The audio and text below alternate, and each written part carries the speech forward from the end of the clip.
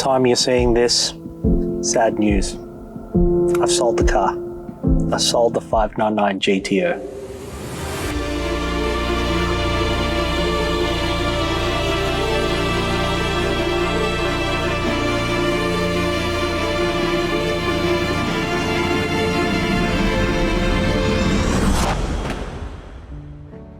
Welcome to another episode of DBTV. Today's video is a bit sad. As you can tell from the title, we have sold the 599 GTO. On today's video, we're going to be talking about why I sold it, things I liked about the GTO, things I didn't like, and future Ferraris. Let's talk about the 599 GTO. Let's go through how I came across this car back in early 21. So this is a single owner 599 GTO from Melbourne. It had just under 11,000 Ks in this beautiful F1 2007. So I like the spec, I like the fact that it's been driven, and the price reflected that. I've recently got an offer that I couldn't refuse, and I thought it was a good time to sell because I've got the McLaren 765 Spider coming through. I'm not a billionaire, I'm not like Kuya Lee, the Sheikh, Lawrence Escalante, and I can't just keep on buying cars. So I had to let go of a car, and this is the one I let go. But it's not to say that I won't be buying a 599 GTO in the future. I think Australia, we only had 10 or 12 cars. I like this spec, but I've seen some of the specs in UK that a little bit, got the stripe, different interior. So I would be adding a 599 GTO in the future. The other thing as well is I love the F12, I like the 812. And so I was looking for a TDF before I looked at the GTO. So maybe in the future, I could try to collect V12 limited edition cars, the GTO, TDF, and the comp, which I didn't get Ferrari. But yeah, my financial position at the moment meant that I couldn't keep this and the McLaren. Something had to let go. A lot of you would say, sell the other cars, but then this one I had a good, great offer. I suppose that's the Ferrari brand power. That's something like this, people will come up to you and ask if I'm willing to, if you're willing to sell. So let's talk about the things I do like about the 599 GTO. Starting off with those three letters, GTO. I mean, it's like one of those models where you tell people that you own a 599 GTO. It is very special. Some people would say that I'm crazy to let this go, but I've had good fun with it. Like I said, I would like to have a GTO in the future, but yeah, it is a very special model that only they had the 288 GTO and now the 599 GTO. The other things I do like about this car is the styling. And I think I mentioned this in the other video. It is this badge here, Pininfarina. Compared to the modern cars, I think it's a beautiful car styled by Pininfarina. So I do like the styling. I like the spec on this particular car with the carbon side skirts to kind of break it up, and the top is also not in body color. So I love the spec of this particular car. The V12 is another reason why I love this one. It sounds different to the F12 and the A12. The V12 is much more raw. It's a lot more bassier. It sounds like a race car. So this one, we only opened the valves. That's the only mod I've done on this. We haven't touched the exhaust, whereas on the newer cars like the 812, you do need to change the exhaust because of the emissions and the OPF and GPF.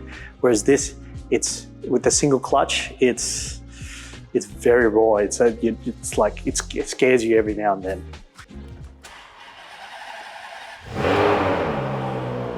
It's so raw, so bass. It's very bassy compared to the 812 or the F12. It's much more high pitched. This is more like, I'm gonna miss it. When I hear the engine and I see it, slight regrets. The interior is very race car like. It's a plus and it's also, a minus. So the other thing that I liked about this, as I said, the spec is this particular color, which is the F1 2007, which is the color that was on the 2007 Formula One car. It's a triple layer red, and it's not your standard red. It's got this kind of deeper exclusivity. Obviously, they only made 599 of them, even though a lot of people say that they made more. Yeah, 10 and 12 came to Australia, 599 around the world. It's very exclusive. It is a conversation starter. Driving a 599 GTO is a special occasion. From the cold start where you hear that V12 rumble, and then just the driving experience. But again, this car was a 2010, 2011 built car. It's still a single clutch. The suspension is made a bit stiffer. So I think some of those points is a plus, but it's also a minus. You know, compared to the dual clutches, it's not as smooth. And when you're driving fast, it's fine on the racetrack. Actually, when I took this around the track once, it was amazing.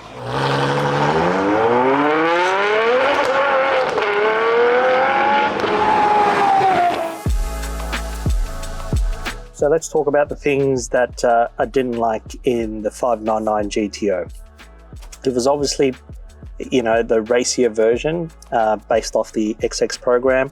So as you can see, you know, you don't have the mats. There's less sound deadening. That's obviously to, you know, to drop some weight. You know, they've got the carbon trims on the door, but when you close the door, you know, it feels like something is loose, but I think it's just the carbon trim. So you can hear there's that slight reverberation on the door trims. Obviously, this is a single clutch gearbox. When you're driving fast, you don't notice the gear shifts as much, but when you're just driving casually, the gearbox is a bit clunky. Compared to my Lamborghini SV, which is also a single clutch, this is better, but it's still a single clutch. In saying that, the clutch wear has been pretty good. Less sound deadening, so when you're just cruising around, you hear, you know, a little bit more of the, you know, the rocks, the loose gravel coming through the wheel wells. I've had a few niggles, but overall it's been, you know, it's been a pretty good car. The radio is just a standard radio. You don't have CarPlay or anything like that. So obviously this is based on the XX program. The suspension is a bit on this. It is a bit on the stiff side. When you're kind of pushing it, it's less GT. It is a bit, you know, slightly harsh, I would say. But then again, it's more that it's derived off the XX program. So the suspension, you know, all of this is part of the experience. They're small things, let's be honest, and that's part of the reason why I would still be interested in buying a GTO in the future. So let's talk about like where I stand with Ferraris and future cars. A lot of my money was tied up in the 599 GTO. I bought this 575 Maranello 6 months ago, really enjoying it. I think I'm the type of person I'd rather put my money into multiple cars instead of it being in a single car. The offer I got with the 599, I'm able to spread my funds into a number of cars. So the 575, you know, will stay in the collection for a little while. And then something that I've been looking at, it just happens to be standing in the back here, is a Ferrari Testarossa. I am enjoying my 355. I'm enjoying my 575. I don't know. Maybe this Ferrari Testarossa or the 512 could be joining the collection. What do you guys think? Am I crazy to sell the 599, or do you kind of agree for me to kind of spread the love and, you know, putting my money into some of the older cars? Because obviously I've got a few modern cars and I've got a few of the older cars. But, you know, leave your comment down below and tell me your thoughts. So it's time to say my final goodbye to the 599 GTO. Thanks for the memories. I do have slightly regrets in selling it, but I think, as I explained earlier, financially, I'm going to spread the love, and hopefully I'll be able to buy a 599 GTO in the future. Hopefully I do get that chance. And goodbye, my friend.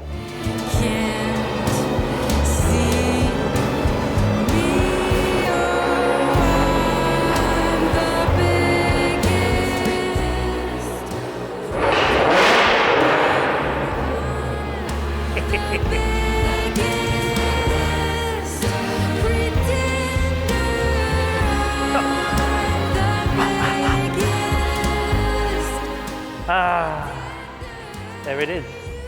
Gone. Thanks for watching another episode of DBTV. Don't forget to like and subscribe, and I really do appreciate your support. And farewell.